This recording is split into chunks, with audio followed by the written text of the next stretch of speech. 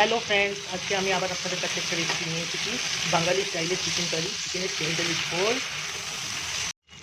আমি আগের থেকে কিছুটা ক্লিপ মিস করেছি, এটা আপনাদেরকে দেখাতে পারিনি। আমি প্রথমে কড়াইতে তেল গরম করে সর্ষে তেল নিয়েছি, তেজপাতা দিয়ে কাটা এই কুচি পেঁয়াজগুলো দিয়েছি। একটু পেঁয়াজটা ভাজা ভাজা হয়ে যাওয়ার পরে এই বড় বড় কেটে রাখা চিকেন পিসগুলো দিয়ে দিয়েছি। এরপর এর মধ্যে কেটে রাখা আলুগুলো দিয়ে দিচ্ছি। এগুলোকে ভালো করে মিক্স করে ভাজবো যতক্ষণ না চিকেনটা পুরো সাদা হয়ে যাচ্ছে। এই রেসিপিটা আমি একজন ডান্স টিচার শ্রীনন্দা শঙ্করের কাছ থেকে শিখেছি, ওনার রেসিপি এটা। তো আজকে আমি এটা নিজের বাড়িতে ট্রাই করছি। চিকেনের তেল ঝোল, এটা actually Bengali chicken curry, normal chicken curry, শুধু ঝোল হবে, তাই এটার নাম দিয়েছি তেল ঝোল। চিকেনটা ভাজা ভাজা হয়ে গেছে, এবার আমরা এর মধ্যে দিয়ে দিচ্ছি এটা আদা রসুন বাটা। আদা রসুনের কাঁচা গন্ধটা যাওয়া পর্যন্ত আমরা এটাকে ভালো করে ভেজে নেব। এবার আমরা এর মধ্যে দিয়ে দিচ্ছি টমেটো কুচিটা দিয়ে ভালো করে নেড়ে চেড়ে মশলাটা মিক্স করে দেবো। এবার এর মধ্যে আমরা সব গুঁড়ো মশলাগুলো দিয়ে দেবো। এর মধ্যে আমি সব কিছু মিশিয়ে নিয়েছি, একটু চিনি, একটু লঙ্কার গুঁড়ো, হলুদ গুঁড়ো, আর জিরের গুঁড়ো, আর গরম মশলা গুঁড়ো, সব কিছু এর মধ্যে দিয়ে দেবো। এগুলো ভালো করে মিক্স করে নেব। এবার আমরা ফ্লেমটা কমিয়ে দিয়েছি, এর মধ্যে দিয়ে দিচ্ছি আমরা টক দই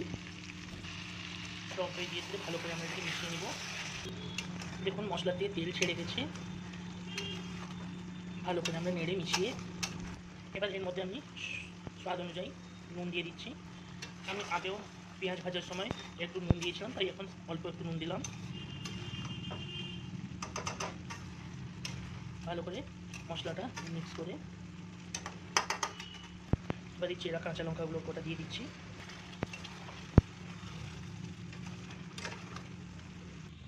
মশলা ভালো করে হয়ে গেছে, মাংস কষানো হয়ে গেছে। এবার আমরা এর মধ্যে গরম জল দিয়ে দিচ্ছি। এই জলের ভেতরে এবার মাংস আর আলু সব সিদ্ধ হবে, তাই জল দিয়ে দিয়েছি। একটু ঝোলের মধ্যে ফুটে ধরলে আমরা এটাকে ঢাকিয়ে দেবো। ঝোলের মধ্যে ফুট এসে গেছে, এবার আমরা এটাকে ঢাকা দিয়ে 10 থেকে 15 মিনিট রেখে দেবো। তারপর ঢাকা খুলে চেক করব।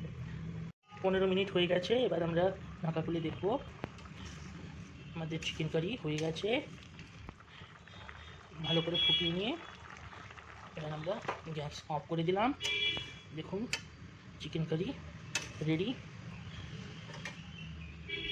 এবার এটাকে আমরা ঢাকা দিয়ে রেখে দেবো খাওয়া অবধি।